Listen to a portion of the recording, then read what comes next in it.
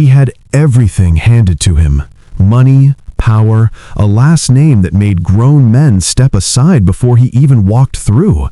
But inside, he was drowning, failing every test, suffocating under a legacy of blood and secrets. Everyone feared him: his teachers, his classmates, even the people who worked for his father. Until one night in the marble kitchen of a mansion built on violence, a young black woman in a maid's uniform said something that shattered everything he thought he knew. He thought she was just there to clean up messes. He had no idea she was about to clean out the poison his father had planted in his soul. Welcome back, my beautiful family and friends. I have missed you all, missed all the experiences we've had together. It's been a rough ride as we're currently battling some technical issues, but trust me, we're getting everything back and running. So stick around. I need your support on YouTube now more than ever. Thank you specially for sticking around to this very moment. If you're hooked in and you're ready to enjoy this story, click subscribe and let me know in the comments where you're watching from, because tomorrow I will be giving you another story just as interesting as this one, and you don't want to miss it. Now, back to the story. The failures kept coming like waves, each one pulling Adrian further under. 15%, 22, 8, 0. The numbers painted a picture no amount of Russo money could reframe. Then came the note, slipped into an envelope and hand-delivered to the mansion by a nervous assistant principal. Inside, a teacher's desperate confession written in shaky handwriting. "I can't pass him anymore, even with pressure. I'm sorry, but there's nothing left to grade. He doesn't submit work. He doesn't show up. I have a family to think about, but I also have a conscience." Dom read it once, face carved from stone, then set it on fire in the marble fireplace. Adrian's response was to push harder into the chaos. Street racing became an obsession, a way to feel something other than the creeping emptiness. He'd take the Audi out past midnight, racing through empty highways with kids from West Houston who had everything to prove and nothing to lose. Until the night he lost control on a sharp turn near Memorial Park. The car wrapped around a concrete barrier. Airbags deployed. Sirens followed. Police involvement meant paperwork. Paperwork meant names. Names meant headlines. Son of suspected crime boss hospitalized after reckless driving incident. The article was small, buried on page 7, but Dom saw it. Everyone saw it. His father's fury was cold and surgical. No yelling, no theatrics, just 3 words delivered like a death sentence. "You're an embarrassment." Then came the lesson. Dom made Adrian accompany him to a meeting in a warehouse south of downtown. Concrete floors, dim lighting, a man tied to a chair, sobbing, begging. Dom never raised his voice. He simply nodded to someone Adrian didn't recognize, then turned and walked out. "This is what happens to people who make me look weak," Dom said as they reached the car. Adrian didn't see what happened. He didn't need to. The sound was enough. That night, Adrian couldn't sleep, couldn't breathe. At 2 in the morning, he found himself in the kitchen, hands shaking so badly he couldn't open a bottle of water. The marble countertop felt cold against his palms. The entire mansion pressed down on him like a tomb. He heard footsteps, soft and deliberate, and looked up, expecting security. Instead, it was Naomi, still in her uniform, carrying a basket of cleaning supplies. She stopped when she saw him. For a long moment, neither spoke.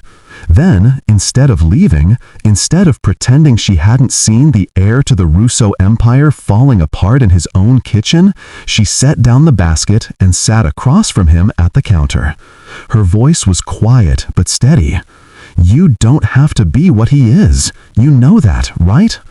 Adrian's walls, built carefully over 18 years of survival, crumbled. His voice broke. "Then what am I supposed to be?" The late-night meetings became routine, unspoken but expected. Adrian would come down around 2, sometimes 3 in the morning, when the mansion was silent except for the hum of expensive appliances and the distant sound of his father's security team making rounds. Naomi would be there, sometimes cleaning, sometimes just sitting at the kitchen counter with a cup of tea. They'd talk, small things at first, the weather, a news story. Gradually, deeper things, fear, purpose, the weight of names that felt more like chains than gifts. One night, Adrian noticed a textbook sticking out of Naomi's bag near the pantry door. He pulled it out before she could stop him. Introduction to Criminal Justice. He stared at the cover, then at her, eyebrows raised. 2 more books were underneath, Ethics in Modern Society and a worn copy of Plato's Republic. He looked at her like he was seeing her for the first time. "You're studying criminal justice? In a crime boss's house?" Naomi took the book back calmly, no shame in her eyes. Where better to understand what needs to change?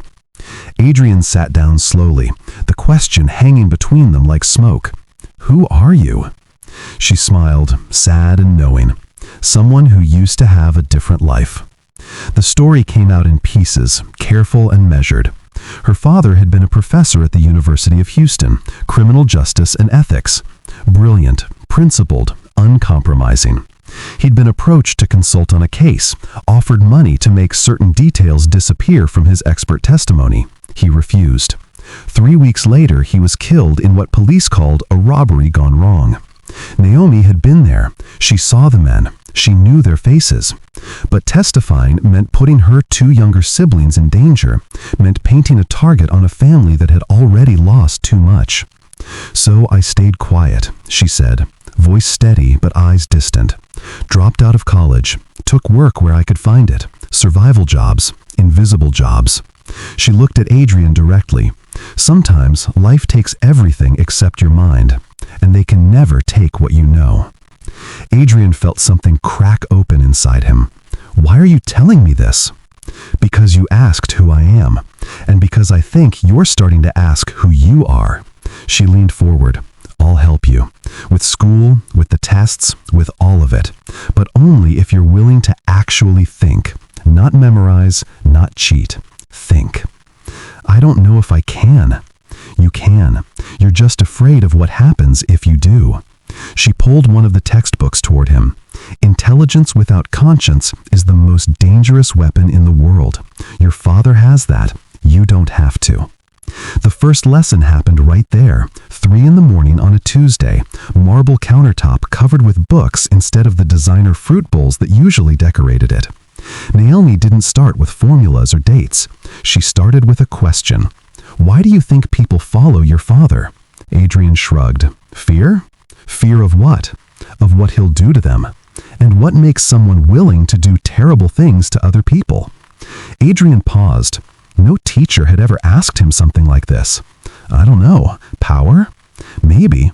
Or maybe it's because they've convinced themselves that power is the only thing that matters, that other people aren't real in the same way they are." She let that sit. Every terrible thing in history started with someone believing that lie. They talked until sunrise, not about test answers or grade point averages, but about Machiavelli and Martin Luther King Jr., about systems that break people and people who break systems. Adrian's mind, dormant for so long, felt like it was waking up. It hurt. It was terrifying. But for the first time in years, he felt something other than emptiness. When Naomi finally stood to leave, gathering her books, Adrian stopped her. "Why are you doing this? Really?" She looked at him, this 18-year-old boy with everything and nothing, and her answer was simple. "Because I couldn't save my father, but maybe I can save his son." A rhythm emerged, unplanned but necessary. Tuesday and Thursday nights when Dom was out handling business, Adrian would meet Naomi in the kitchen.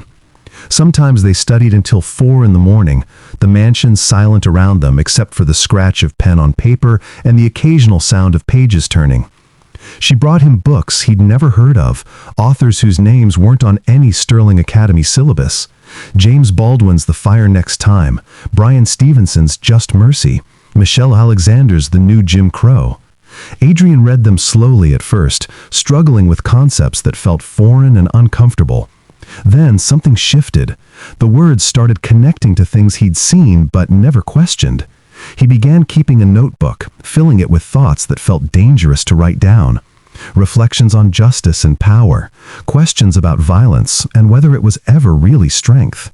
Notes about inherited trauma, about sons who become their fathers because no one ever showed them a different way. The first honest test came back with a C+ written in red at the top. Not an A manufactured by fear, not a passing grade given to avoid conflict. A real C+, earned through actual work. Adrian stared at it in the sterling hallway and for a brief moment felt something like pride. Then came the shame, hot and bitter, at how low the bar had fallen. That a C+ could feel like victory said everything about who he'd been. But he was starting to see differently now. He noticed the way the mansion staff moved around his father, bodies tense, eyes averted. He saw the fear that lived in their shoulders, the careful way they spoke, always measuring words before releasing them. He'd grown up thinking this was respect. Now he recognized it as survival. The call came on a Wednesday. Marco Delgado, a childhood friend who'd gotten involved in the family business 2 years ago, was dead. "Business dispute," Dom said flatly over breakfast, not looking up from his phone. 23 years old, killed in a parking garage in Midtown. Adrian went to the funeral in a suit that cost more than the casket. Marco's mother sobbed in the front row. His younger sister, barely 16, stared at nothing with hollow eyes. Adrian stood in the back, watching, and understood with sudden clarity. This was the path laid out for him. This was what being strong meant in his father's world. An early grave and people crying over what you could have been. That night, Naomi found him in the kitchen before she found her. She sat down without asking. "You went to the funeral?" "Yeah." "You're thinking about your future?" Adrian nodded, throat tight. Marco was just doing what my father wanted. Being loyal, being strong, and now he's dead at 23. Naomi was quiet for a long moment. Then she asked the question that would haunt him for weeks. "What do you think your father's afraid of?" Adrian answered immediately, almost reflexively, losing control, being weak. "No." Naomi's voice was soft but certain. "He's afraid of being alone. Violence doesn't make you powerful, Adrian. It just makes sure you'll always be alone." Adrian thought about the mansion, beautiful and empty. His father's office, where meetings happened in whispers and threats. The way Dom moved through the world surrounded by people, but never really with anyone. Never vulnerable, never open, never free. "That's not power," Adrian said quietly, understanding crystallizing like ice. "That's a prison." "Yes," Naomi said, "and you have the key to walk out anytime you want. The question is whether you're brave enough to use it." Tony Marcelli had worked for Dom Russo for 8 years, long enough to know that information was currency and loyalty was survival. He noticed things. It was his job to notice things. So when he saw Adrian coming down to the kitchen at odd hours, sitting with the maid for hours while the rest of the house slept, he cataloged it, watched it, waited to see if it was a pattern or an anomaly. It was a pattern. Tony made his report on a Thursday afternoon, catching Dom between meetings in his study. "The kid's getting soft," he said, standing with military precision near the door. "Spending all his time with the maid, talking, studying. It's been going on for weeks." Dom's expression didn't change, but his fingers stopped moving across his phone screen. That stillness was more dangerous than anger. "Which maid?" "Green, the young one." Dom nodded once. "Thank you, Tony. That'll be all." The confrontation came that evening. Dom called Adrian into his study, a room that smelled like leather and old money and decisions that ruined lives. Adrian walked in to find his father standing by the window, hands clasped behind his back, looking out over the River Oaks lights like a general surveying conquered territory. "Sit," Dom said without turning around. Adrian sat. The silence stretched thin and sharp. Finally, Dom spoke, voice cold and controlled. "You've been spending time with Staff, the green girl." Not a question, a statement of fact. Adrian's stomach tightened, but he kept his face neutral, a skill learned from watching his father. "She's helping me with schoolwork. She's staff." Dom turned now, eyes flat and assessing. "You're embarrassing yourself, and me." "She's helping me pass my classes," Adrian said, fighting to keep his voice steady. "My grades are actually improving for the first time in years." "I don't need you to pass classes." Dom stepped closer, each word landing like a hammer. "I need you to be strong. I need you to understand the world you're going to inherit. Late-night conversations with the help don't teach you that. Maybe they teach me something you can't." The temperature in the room dropped 10 degrees. Dom's jaw tightened, the only crack in his controlled facade. "You don't speak to staff beyond what's necessary. You don't confide in them.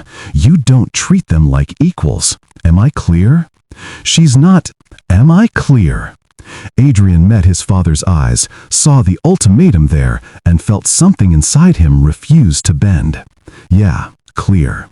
But that night, and the next, and the one after that, Adrian came down to the kitchen anyway. They were more careful now, quieter, but the lessons continued. If Dom knew, he didn't say. Maybe he was waiting to see if Adrian would comply. Maybe he was gathering evidence. Either way, the walls had eyes, and Adrian was learning to live with it. At Sterling Academy, people started noticing changes. Adrian, who used to swagger through hallways, now walked with something different, not arrogance, but focus. He turned in assignments. He asked questions in class. He stopped showing up to the underground races. The whispers started. Russo's gone soft. Maybe Daddy's losing his grip. What happened to the guy who put Jake Martinez in the hospital sophomore year? The test came during lunch. Tyler Brooks, a junior whose father worked in real estate and had opinions about the Russo family's alleged business dealings, made a comment loud enough for half the cafeteria to hear. "I heard Adrian's new tutor is the Maid. Guess when you can't buy your way into college, you gotta learn from someone, even if it's the help." A year ago, maybe even a month ago, Adrian would have crossed that cafeteria and made sure Tyler never spoke again without remembering the cost. His muscles tensed, his hands curled into fists. Every instinct screamed at him to defend his territory, his pride, his name. But Naomi's voice echoed in his head. "Violence doesn't make you powerful, it just makes sure you'll always be alone." Adrian stood up. Tyler's smirk faltered. The cafeteria went silent. Everyone waited for the explosion. Instead, Adrian picked up his tray, looked Tyler dead in the eye, and said quietly, "You're right. She's teaching me things you'll never understand." Then he walked away. The cafeteria erupted in confused murmurs. Tyler looked bewildered, robbed of his confrontation. Adrian's hands shook as he dumped his tray, but not from anger, from something else, something that felt uncomfortably like strength. It felt like weakness. It felt like surrender. But as he pushed through the double doors into the spring air, breathing hard, he realized it also felt like freedom. Like maybe, just maybe, he was becoming someone other than his father's son. The mid-semester progress reports arrived at the mansion on a Tuesday. Adrian's teachers, shocked into honesty by actual submitted work, had written comments that read like confessions. Significant improvement, thoughtful analysis, engaged and participating. His GPA had climbed from a 1.8 to a 2.9 in 6 weeks. Not perfect, but real, earned. Dom read the report at dinner, face unreadable. Then he set it down beside his untouched plate. "You're thinking too much," he said flatly. "That's dangerous." Adrian looked up from his food. "Thinking is dangerous?" "In our world, yes." Dom's eyes were cold. "Thinking makes you hesitate. Hesitation gets you killed. You need instinct, action, strength." "Maybe I need to be something other than what our world requires." The silence that followed felt like standing on the edge of a cliff. Dom stood slowly, wiping his mouth with a cloth napkin, and walked to the window. When he spoke again, his voice carried a weight that made Adrian's chest tighten. There's a situation that needs handling. A business associate who's become a liability. He's been talking to people he shouldn't, saying things that could damage us. Adrian's fork stopped halfway to his mouth. What kind of situation? The kind that requires a clear message. I need someone I can trust to deliver it. Dom turned, fixing Adrian with a look that allowed no misunderstanding. I need you to prove you're my son. Prove you belong in this family. The air left Adrian's lungs. This was the test he'd always known was coming. The one he'd watched Marco fail by succeeding. The one that would either make him his father's heir or his father's disappointment. What exactly are you asking me to do? You know what I'm asking. Adrian's hands started shaking. He set down his fork carefully, buying time his mind didn't have. I need to think about it. No, Dom's voice cut like glass. You need to decide. Tonight. Are you a Russo or not? Adrian left the dining room without answering, his father's stare burning into his back. He went straight to the kitchen, knowing Naomi wouldn't be there yet, but unable to be alone with the choice pressing down on him like concrete. When she arrived an hour later, she found him sitting in the dark, head in his hands. What happened? She asked, setting down her bag. He wants me to hurt someone, maybe worse, to prove I'm loyal, to prove I'm... He couldn't finish. Naomi sat down across from him, her presence steady in the chaos. What do you want to do? I don't know. If I say no... Your father's empire was built on everyone being too afraid to say no, Naomi interrupted gently. Someone has to be the first. If I say no, he'll disown me. Or worse, I'll be a target. Everyone he's ever done business with will see me as a weakness to exploit. And if you say yes, Naomi leaned forward, if you do what he's asking, what happens to the person you've been becoming these past weeks? Where does he go? Adrian looked at her, eyes burning. I lose myself. That's a death that lasts much longer than anything your father's enemies could do to you. The truth of it settled into his bones. He was still sitting there, wrestling with the impossible, when Dom appeared in the doorway.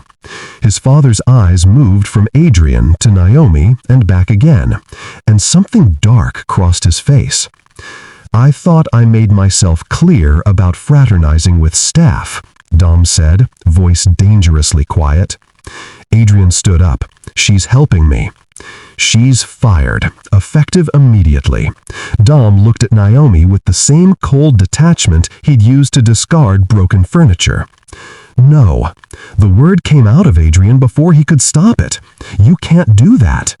I can do whatever I want in my own house. She's done nothing wrong.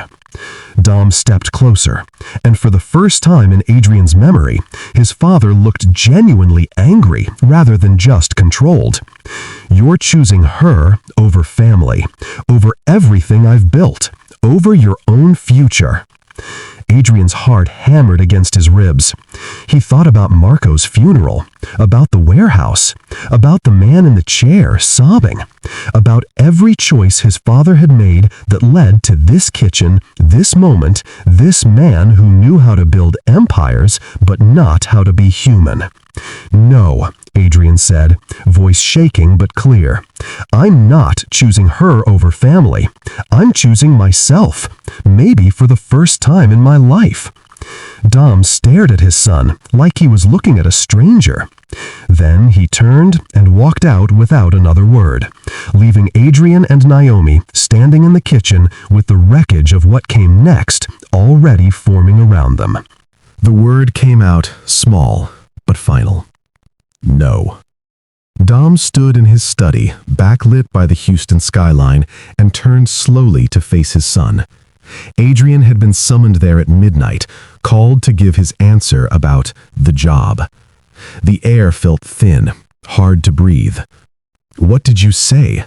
Dom's voice was controlled, but Adrian knew his father well enough to hear the rage beneath it, coiled and ready. "I said, no, I'm not doing it." The silence stretched like a wire pulled too tight. Dom walked to his desk, poured 2 fingers of scotch he wouldn't drink, just to have something to do with his hands. When he spoke again, his voice was terrifyingly calm. "You understand what you're doing? You're making yourself a target. Every rival, every ambitious soldier looking to prove something, they'll see you as weak. They'll see you as an opportunity. Maybe I am weak. By your definition. There's only one definition that matters." Dom set down the glass hard enough that it cracked. "Mine. In this family, in this business, weakness gets exploited. I can't protect you if you won't protect yourself. I don't want your protection, not if it costs what you're asking." Dom's jaw tightened. "Then you're on your own, effective immediately. You can stay in this house until you graduate, but after that, you're out. No money, no name, no safety net." Adrian nodded, throat tight. "Understood." He walked out before his father could see his hands shaking. In the hallway, he nearly collided with Naomi, who'd clearly been listening. She didn't say anything, just touched his arm briefly, a gesture of solidarity that felt like the only solid thing in a world tilting sideways. The next day, Dom tried to fire her again. Adrian intervened, and the argument escalated until security had to step in. It made everything worse. Now Dom knew exactly how much Naomi mattered, which made her a pressure point, a weakness to exploit. The FBI agent approached Adrian in a coffee shop 3 blocks from Sterling Academy on a Thursday afternoon. He was young, maybe 30, with tired eyes and a quiet voice. "My name is Agent Rivera. I've been investigating your father's organization for 2 years. Can we talk?" Adrian's first instinct was to walk away. His second was to call his father. His third, the one he followed, was to sit down. "We know you're not involved in the violent side," Rivera said, sliding a folder across the table. "We know you're just the son, but you have information that could help us build a case. Financial records, names, conversations you've overheard. You're asking me to testify against my own father? I'm asking you to help us stop people from getting hurt. How many Marco Delgados have to die before someone says enough?" Adrian left without answering, but the folder stayed with him, hidden in his backpack like a bomb waiting to detonate. Testifying meant the ultimate betrayal, but staying silent meant complicity in everything his father had done and would continue to do.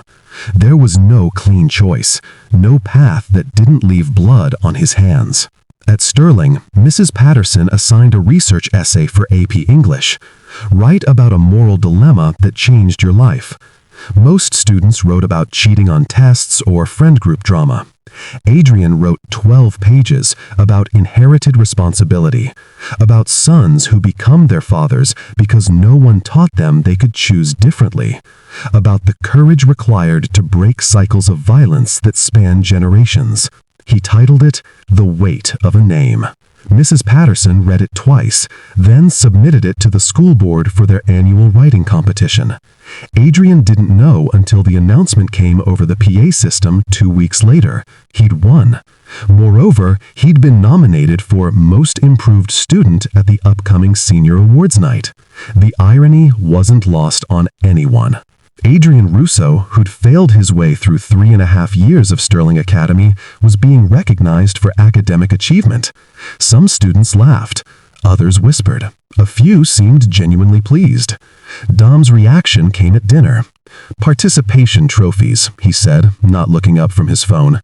"They give those to everyone now. Focus on what matters." This does matter. No. Dom set down his phone, fixing Adrian with a cold stare.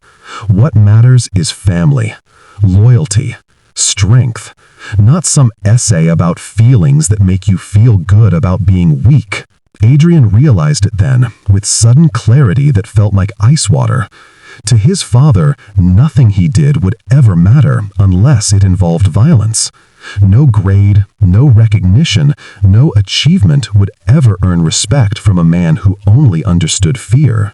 He could spend the rest of his life trying to be good enough for Dom, and it would never be enough, because they were measuring worth with different rulers. That night, Adrian pulled out Agent Rivera's business card and the folder of evidence.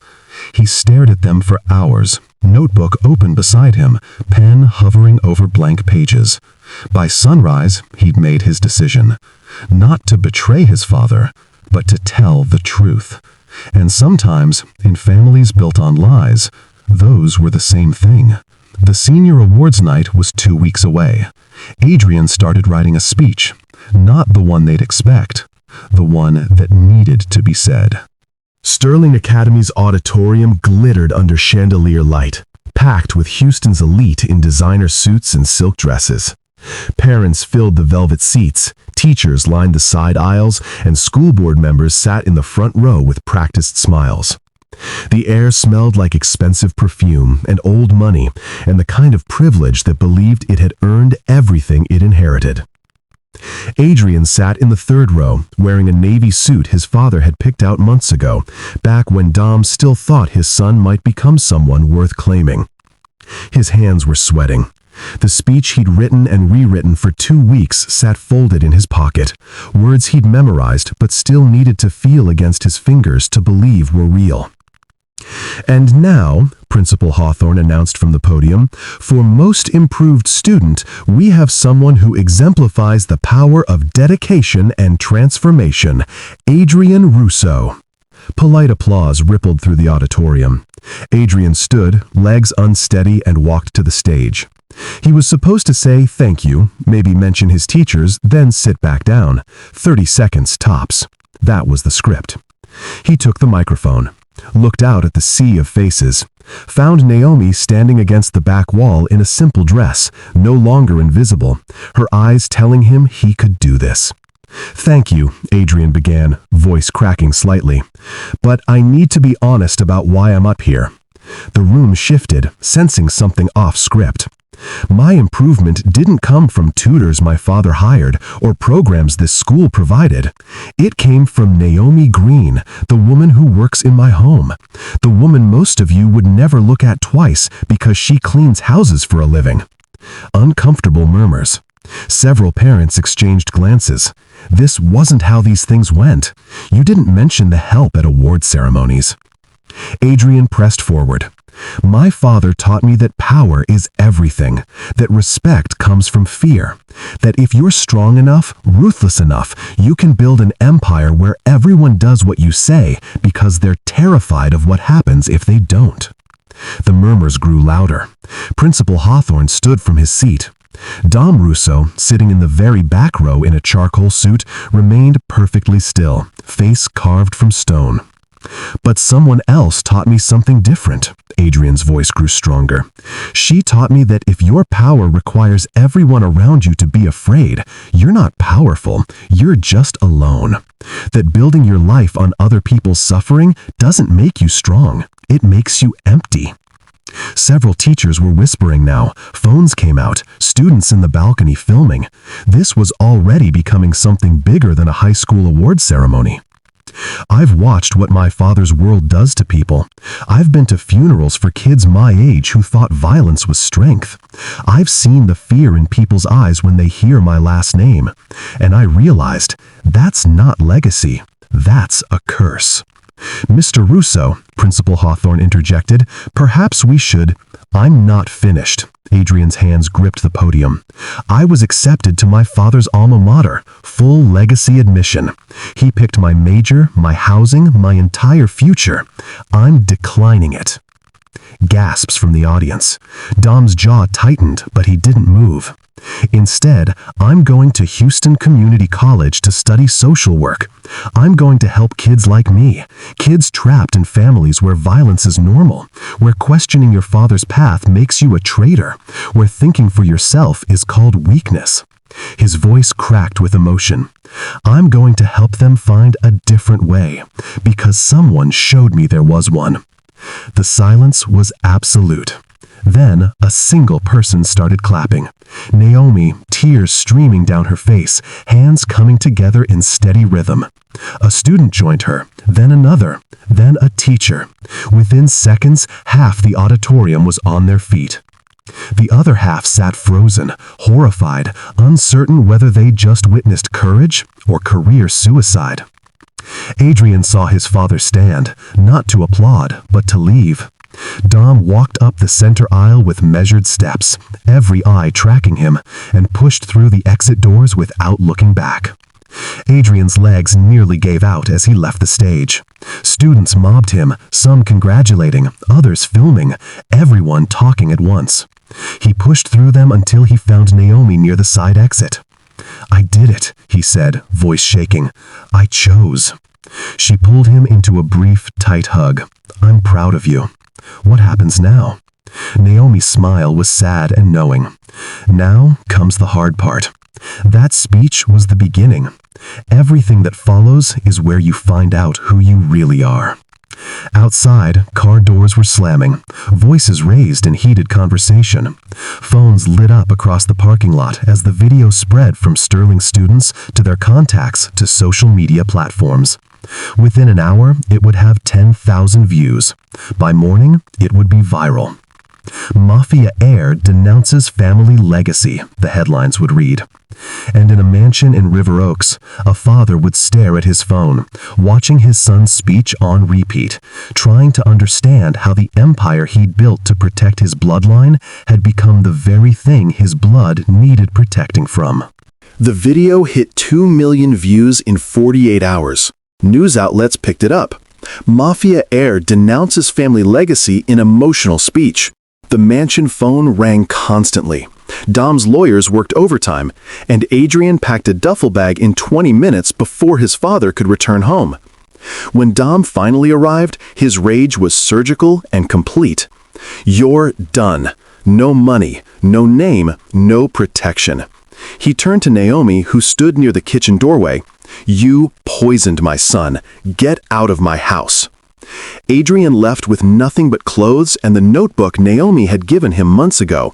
He stayed on the couch in her family's small apartment in 3rd Ward, 3 of them squeezed into a space smaller than his former bedroom.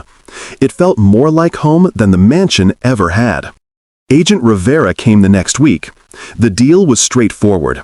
Testimony about financial crimes, offshore accounts, money laundering, tax evasion, nothing violent, but enough to matter.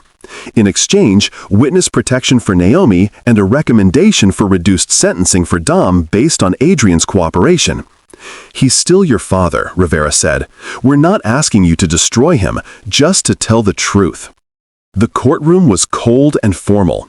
Adrian testified for 6 hours across 2 days, walking prosecutors through documents, transactions, conversations.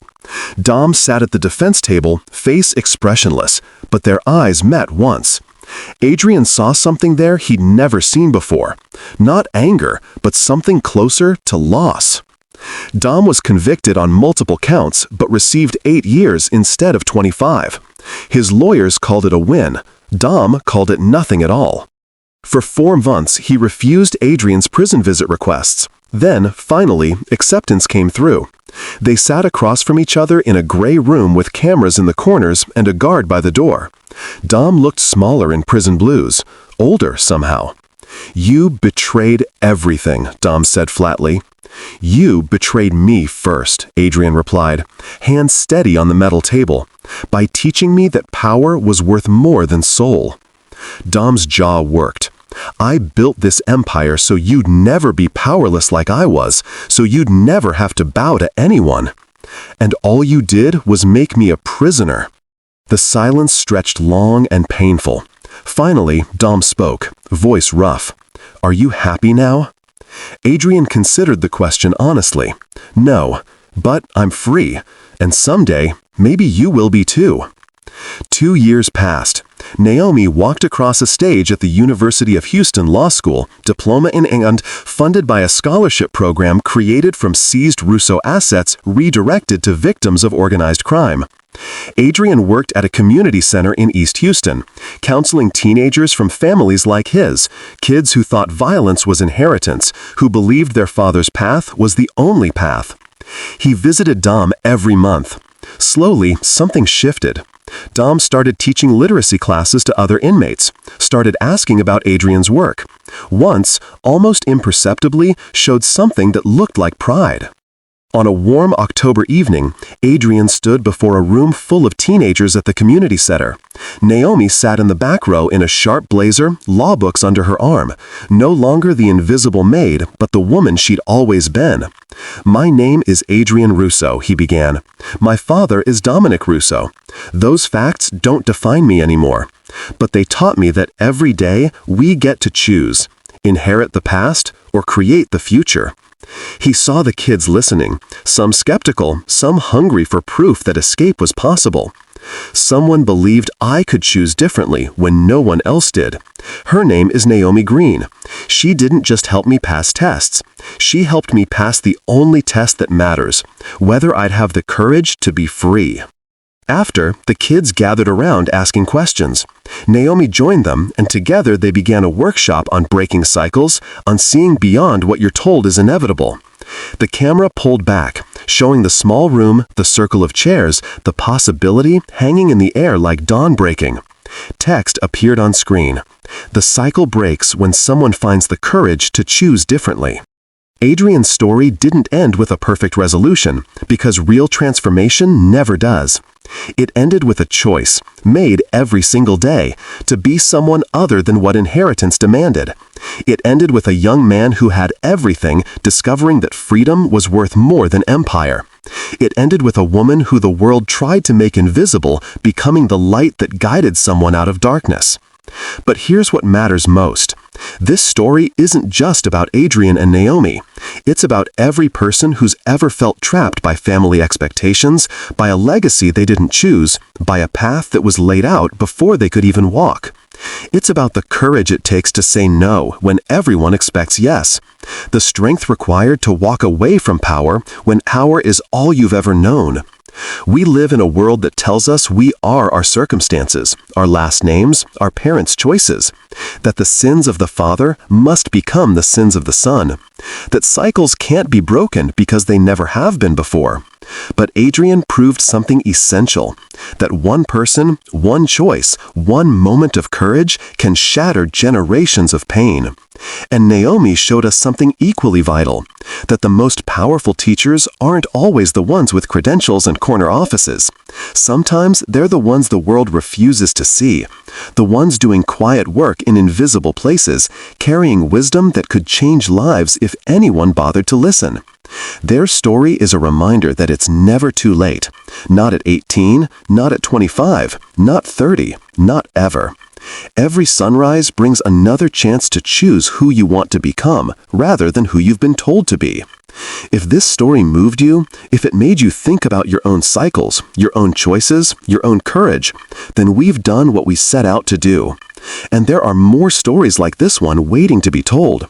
Stories about ordinary people doing extraordinary things, about underdogs who refused to stay down, about invisible heroes who changed everything. But here's what matters most. This story isn't just about Adrian and Naomi. It's about every person who's ever felt trapped by family expectations, by a legacy they didn't choose, by a path that was laid out before they could even walk. It's about the courage it takes to say no when everyone expects yes, the strength required to walk away from power when power is all you've ever known. We live in a world that tells us we are our circumstances, our last names, our parents' choices, that the sins of the father must become the sins of the son, that cycles can't be broken because they never have been before. But Adrian proved something essential, that one person, one choice, one moment of courage can shatter generations of pain. And Naomi showed us something equally vital, that the most powerful teachers aren't always the ones with credentials and corner offices. Sometimes they're the ones the world refuses to see, the ones doing quiet work in invisible places, carrying wisdom that could change lives if anyone bothered to listen. Their story is a reminder that it's never too late, Not at 18, not at 25, not ever. Every sunrise brings another chance to choose who you want to become rather than who you've been told to be. If this story moved you, if it made you think about your own cycles, your own choices, your own courage, then we've done what we set out to do. And there are more stories like this one waiting to be told. Stories about ordinary people doing extraordinary things. About underdogs who refused to stay down. About invisible heroes who changed everything. If you believe in stories about courage, transformation, and breaking cycles that seemed unbreakable, hit that subscribe button and share this story. More powerful journeys are coming. Stories that prove it's never too late to choose who you want to become.